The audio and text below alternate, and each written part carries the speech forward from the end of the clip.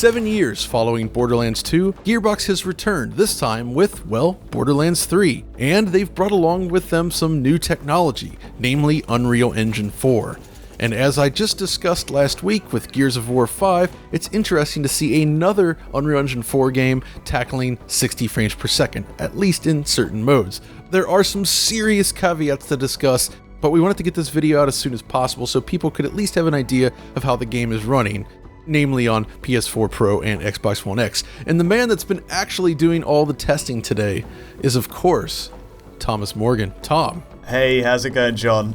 Pretty good. It's good to talk to you again, man. It's been a little while since we've done one of these dual voiceovers, so there is a lot to discuss today, I think. Yeah, it's been a busy old day for me. I literally got the game yesterday and I've been working through it. Obviously, people will want to know how the base machines are running, but for now, we're just going to focus on the enhanced machines to see how the premium 4K experience pans out.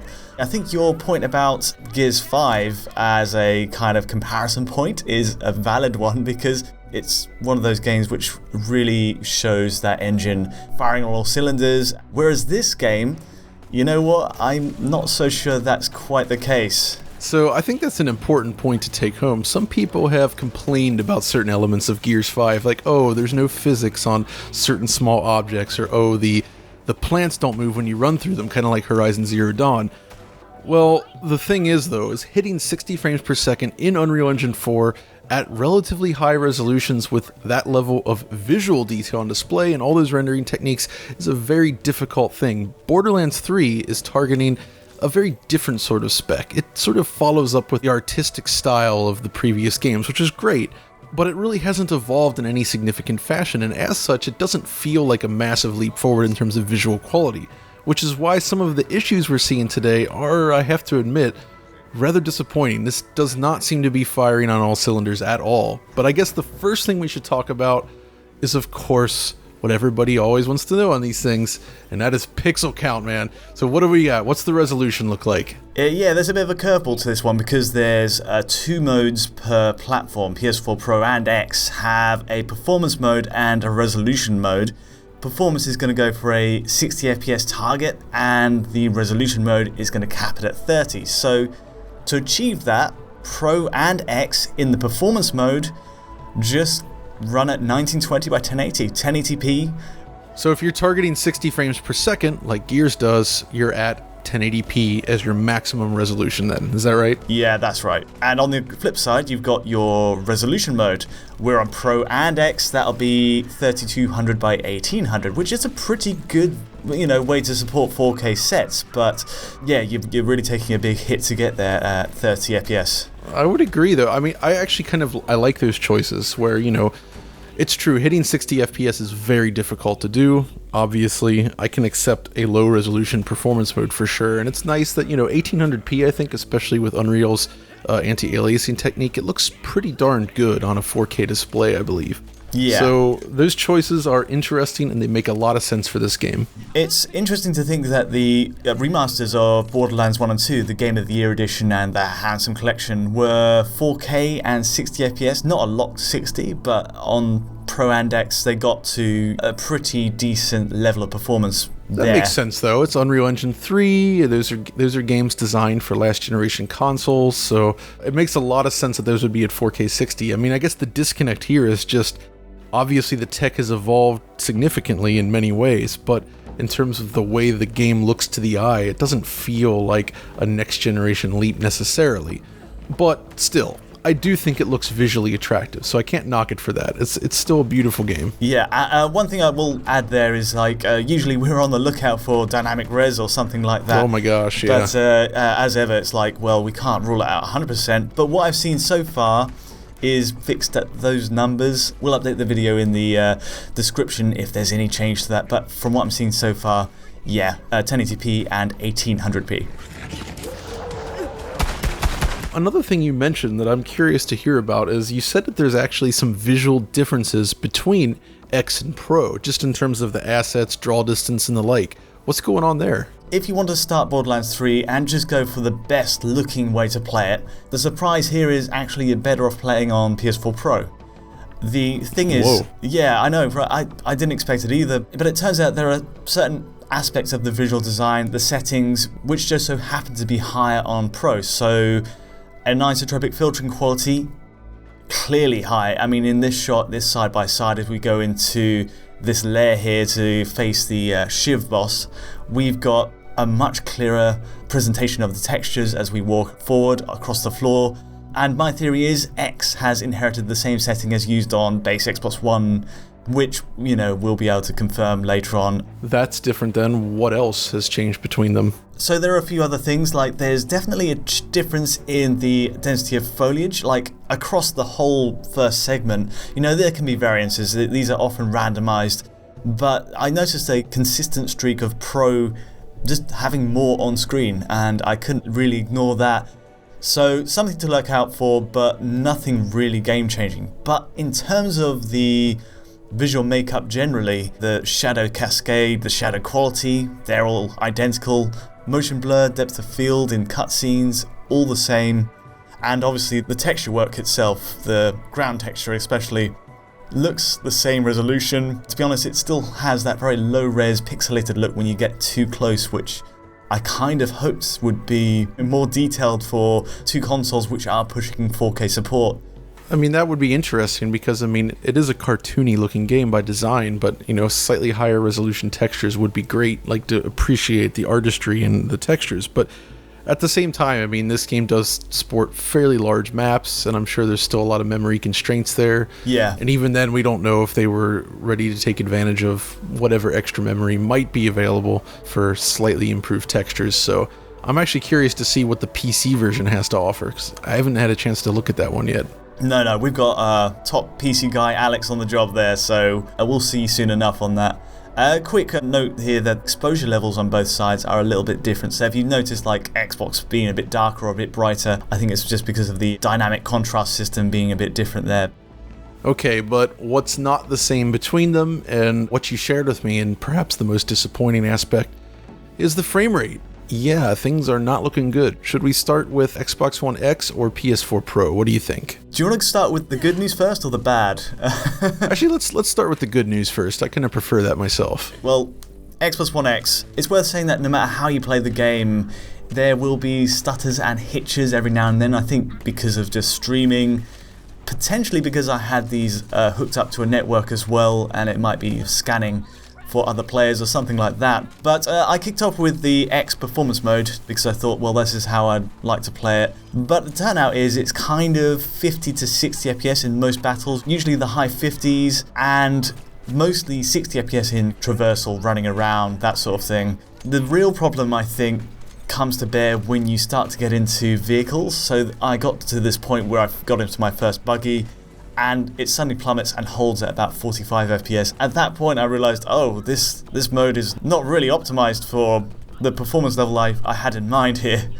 That's kind of my feeling as well, looking at it. And it's hard to know. We don't know where the bottleneck is. Maybe it's not resolution. This does seem like a good candidate for dynamic resolution. Yeah. If that were the bottleneck, maybe it's a CPU thing as well, because, you know, there's a lot of action happening. But yeah, the traversal seems fine, but everything else, like anytime you engage in combat or vehicle scenes, it's dropping like crazy. And you told me then that obviously needing to test all these different versions on day one, these being early battles, you'd kind of assume that they're a little less demanding than what comes later. Yeah. So this is probably a harbinger of slowdown. Yeah. Maybe. We'll see. We'll have to keep playing and find out. But yeah. Maybe FreeSync could fix this on the Xbox, I wonder. I would be curious to try it. But okay, so we were supposed to start with good news. That wasn't that good. But what is kind of good news, I suppose, is looking at your footage here of the Xbox One X in resolution mode. Obviously, you know, you get the higher resolution 1800p image quality, and it caps it at 30 frames per second. And based on what I'm seeing here, it seems to hold it almost perfectly, where it's just capped and it just hums along at 30. And, you know, I'd actually rather play it at a locked 30 than a wildly unstable 60, especially with the increased resolution. So this kind of seems like a pretty good mode. This is probably how they'll mitigate the problems with the split screen. It's how the other Borderlands games worked as well. It makes sense to go this route. You'll notice a few very minor one-frame dips here and there, but easily the most consistent way to play. You can't really say the same about PS4 Pro though. All right, performance or resolution mode, where are we starting? I think performance. So obviously these modes are running at the same resolutions as the Xbox One X equivalent, and it pays the price. The performance mode targets 60, but it's working in the 50 to 60 FPS range. It's lower on average during battle. Traversal, again, it's 60 most of the way, but that buggy racing sequence, the bit where we first get into a vehicle, drops even lower than Xbox One X to about 42 FPS. And on top of that, there are the stutters, which layer over the experience and, add those frame time spikes. Generally speaking, it's a worse ride, and it's just so disappointing because I thought genuinely this would be the mode to play. Like you said, I mean, it's pretty similar to the X version, but it does definitely drop further. Again, this is one of those things where I'm not sure I would really want to play it in 60 FPS mode if it's unable to hold it. That's one of the reasons why I was so positive about Gears 5, is just the fact that they were able to nail that 60 most of the time. You would get some light slowdown here and there, and yeah, some of the dips were similar. They didn't last very long, and most battles were very stable. That's a game that's really pushing the envelope. I mean, there's plenty of upgrades to the way the game plays. The flow of it is much better. There's more maneuverability in terms of sliding and climbing on top of things. And there are certainly systems, the physics on body ragdolls is really impressive, but there's nothing here that I haven't seen done in other games, and simultaneously at a higher frame rate and a higher resolution.